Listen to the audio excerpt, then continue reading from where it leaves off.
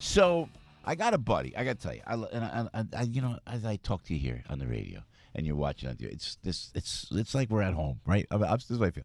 So Manny Alfano will call me 7, 8, 9, 10, 12 times a day. Manny Alfano. It's like he's an Italian guy from Jersey. I love this guy. He's the head of One Voice. God bless him. He's such a dedicated Italian American. I'm in Greece. The phone is ringing. Manny Alfano. I'm in Italy. Manny Alfano call. And if you don't call me, you call 10 times a day. Joe, they're taking down the statue. That you get. You know what though? You gotta love it. So his lieutenant is Andre DiMino.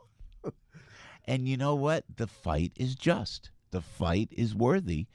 As I think about my grandparents coming over, and as I walked the streets of Salerno just a couple weeks ago, and I went to Duomo, right in Salerno, the Cathedral of St. Matthew, and I felt you could feel the vibes, the heart and soul of your family right there, you know? It's something you can't describe unless you're there. And now they're trying to take it all away. They're trying to take it all away. And in the name of my grandparents, I'm standing fast and holding on to my heritage. You're going to have to rip it right out from me, and you ain't going to get it. I'm telling you right now. So we appreciate the fight. So, Andre, welcome to the show, man. Tell Thanks, Manny, John. I'll call him back. I'll tell him. I'll call him back. But you described them perfectly. Yeah. God bless him. He'll call you. And we all knows about it. But, man, he's so fired up about it. Tell us about the heritage that they're trying to take away from us and why they're doing it, man, as we approach Columbus Day. Rightly so. Manny is absolutely right in what That's he's doing right. because there's a tremendous attack across the country regarding Columbus Day and our heritage, and it's just something that we just can't sit by. We're working on the battles, and we can't lose the war. Yeah, it's so true. So you think it's more of an attack on Western culture than anything else you said? Well, certainly. I mean, they're using Columbus himself as a figurehead because of Western culture. Yeah. And in essence, Columbus Day is an important day for all of Americans. I mean, we're Americans first, but we preserve Italian heritage, just like you said.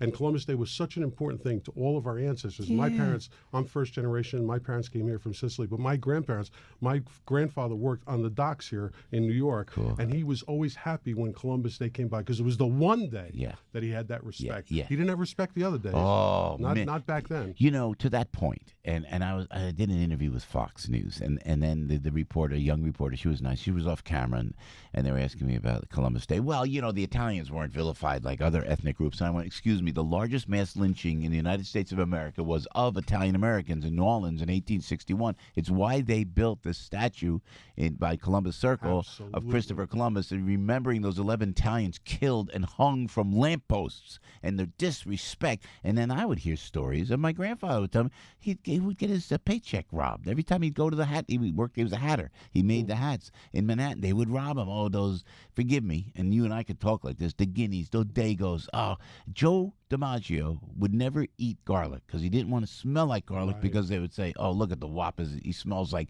the disrespect people don't understand. I saw it. I lived it. I know it. We spoke Italian in the house. My parents would not allow me to speak another language outside the house. Why? Because we're American and you speak English now. Absolutely correct. When I was a kid, I only spoke Sicilian growing up in Brooklyn, and then I moved to New Jersey, but I grew up in New Jersey. My parents kind of made me feel like Italian was a bad thing because they didn't want it spoken outside of the house. It was kind of like that shame. But now I think I've revolted against that because I'm so proud of our heritage. And we got to work on this because when you look at Italian Americans, we're the last ethnicity that it's okay to bash. You see the stereotyping is rampant, and with these attacks on Columbus Day and so forth, we just can't sit back and let it happen. You can speak Sicilian? I do, yes. Oh!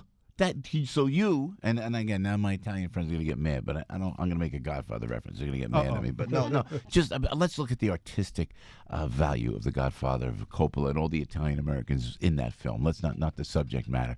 Did you understand the Godfather when they would talk Sicilian? When Robert De Niro starts talking and Albert, they start using.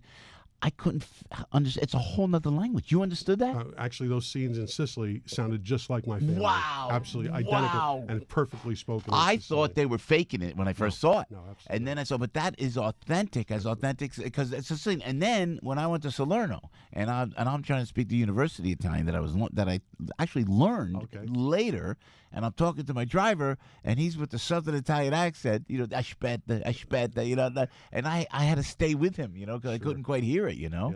And when I go see my family in Avellino, when we go there in a couple of weeks, I'm just going to keep my mouth shut and let's get them talking. So what do you think we could do, Andre, before we let you go? Andre DiMino. And the name of the organization, by the way, is an Italian-American One Voice Coalition. Executive board member is Andre DiMino. And a big shout-out to a lot of folks helping Manny, like our buddy Sal Divino, I know, steps up, a really dedicated Italian-American. What can we do? How do we maintain the legacy? Well, we have to fight things. For example, the NEA, the largest teachers union in the country, passed a resolution to change Columbus Day to Indigenous People Day. We have a petition up there right now. We got thousands of signatures. We're opposing it. We're going to be going to the Secretary of Education because this is an inappropriate thing. You've got Princeton, New Jersey now is changing to Indigenous Peoples Day. And just last night, we heard a sneak resolution being brought up today in Washington, D.C. to change the district to celebrate Indigenous Peoples Day. It's the wrong thing to do. This is a false, fake news narrative about what Columbus did. They're attributing all these things to him, and it's just absolutely incorrect. This was no Garden of Eden when Columbus got here. So they want to raise up indigenous people. Well, we can't accuse them of what they did. They shouldn't do it to Columbus, too. Yeah, Andre, well said. Very well spoken and very, very, very well said. Thank you. Andre DiMino, Italian-American One Voice Coalition. Appreciate it. Give Manny our best. I'll call him back, I promise. Absolutely. I'll call him back. Thanks, Joe. And thanks for your fight.